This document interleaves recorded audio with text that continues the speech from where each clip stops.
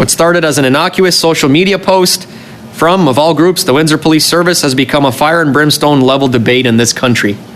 It's a national debate. Point of order. We are discussing national issues of importance here in this committee. Excuse me, Mr. Kusmirchuk. Mr. Perkins? I think that's the third time this member has read that same newspaper article into the record. This is the first time. No, and this is I haven't read this part. This is this part. This Guy's Garage. Like and subscribe. Committee on Government Operations and Estimates, aka the ongoing OGGO. Pursuant to Standing Order 1064, the committee is meeting to resume consideration of a request for contracts between the federal government and electric vehicle battery manufacturing companies.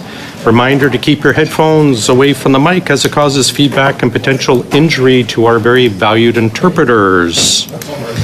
When the meeting adjourned yesterday, an amendment had been moved by Mr. Souza, so we're resuming debate on the amendment from Mr. Souza. I am starting to speak in order. I see Mr. Souza, Mr. Genuis, Ms. Vignola, Mr. Souza, and then Mr. Jawari. Mr. Souza, the floor is yours.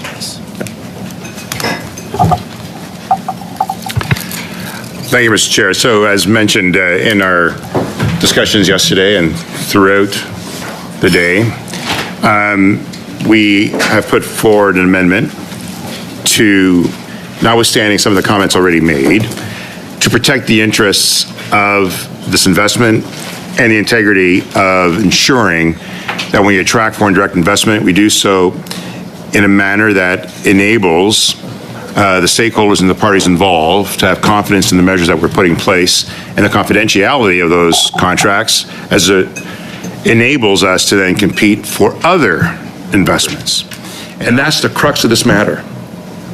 You and this committee has a responsibility and a duty to Canadian taxpayers and to Canada to ensure we protect the interests of Canadians and Canadian taxpayers by not letting the United States of America and those U.S. border states that are providing in this competition to see exactly what keeps to be. We do know this, though. And to give themselves the necessary information to protect their own assumptions, because that's all it is at this point. So fine, let's determine what the reality is. Let's determine what the truth is, and then speak with greater confidence instead of making it up. Because all you've done at this point is created fear, created division, created uncertainty in the industry and in the marketplace, and that is a disservice to Canada and to Canadian taxpayers. Thank you, Mr. Speaker. Thank you. We will now go to Mr. Genuis, please. Thank you, Mr. Speaker. We've just heard the former finance minister under Kathleen Wynne. Well, isn't that special? Talk for half an hour about transparency and economic management. And I would just briefly encourage the listening public to consider the source. I will be brief in my comments because I think the positions of all of the parties are at this point very clear. And I think it's time for the committee to pronounce itself one way or the other. Conservatives are looking at the fact that over $40 billion is earmarked to be spent on corporate subsidies. And we believe that in such cases, the people who are working hard and paying taxes that go into those subsidies deserve to see the contract. So, Mr. Chair, you know our position, you know their position, and we're ready for a vote. Yes. Colleagues, are we interested in going to a vote right now? Yes. 3 hours later. We had a big issue in NCAA football, in college football, just this week or last couple weeks, where University of Michigan Wolverines, go blue, were accused of stealing signs in a football game. And the coach of the team was literally suspended because they were accused of stealing signs. Do you think Point of order. that a company... Repetition. It keeps circling the block on the same issue about some mythical intellectual property which never makes it Mythical into a intellectual contract, property. Oh, my which word. never makes it into a contract about how much government subsidization is going to happen on a battery. So I would ask that repetition rule be enforced. The states, the American states, federal U.S. government, unlimited resources, and they go hard after every investment. And we're willing to give them the playbook. We're willing to give them our signals. We're willing to give them our signals, is what you're saying. It's the IRA, that's all you copy. This isn't funny, Mr. Perkins. This is not funny, sir. This is not funny. No one in my community is laughing about this. Point of order? This is serious. This Sorry, undermines. let me interrupt. Point of order, Mr. Perkins. Please make it quick. No one's laughing at the need for jobs. What we're laughing at is the weak, subjective arguments that you're making about United States, which has nothing to do with the motion before us. Thanks, Mr. Perkins. This is everything. If you could resume, I will note you're starting to get into some repetition again with the discussion with the states. If we get to the amendment, please. It is important. And it's not just the auto industry. It's not just the auto industry. You don't think that there's shipyards in Quebec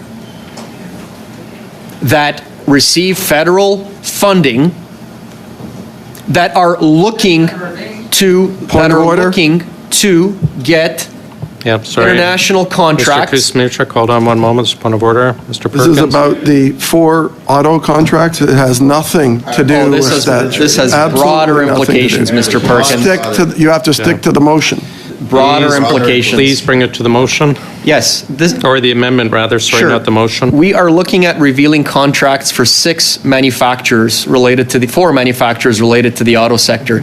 You don't think that other industry partners are looking at this and that are concerned about the precedent that's being set here? This is what we're putting on the line here. And I go back to President Lana Payne of Unifor, and I go back to the article that Lana Payne published it was published in the Windsor Star, but I believe it was published nationally as well too.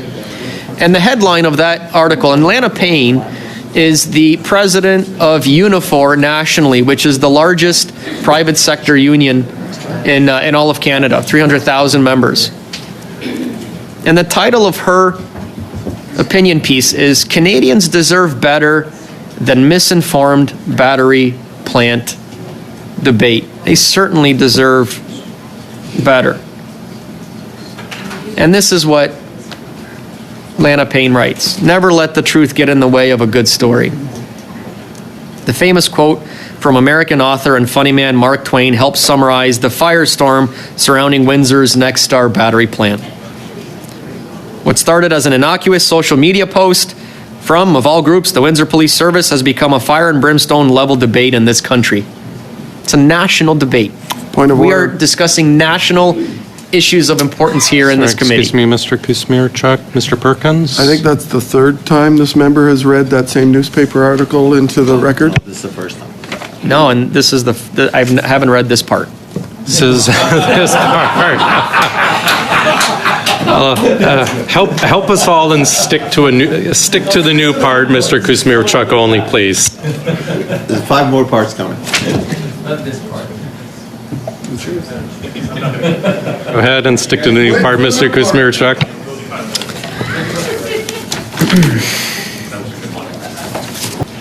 And it's as simple as that. But in today's politics, writes Lana Payne, why should facts get in the way of a good story? Mr. Chair, I move that the committee do now adjourn.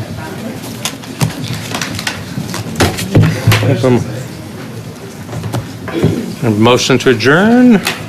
Sir, if you do vote, please. Musatwin? Yes. Mr. Sido? Mr. Jawari? Yes. Mr. Kuzmierczak? Yes. Mr. Sousa? Yes. Mr. Perkins?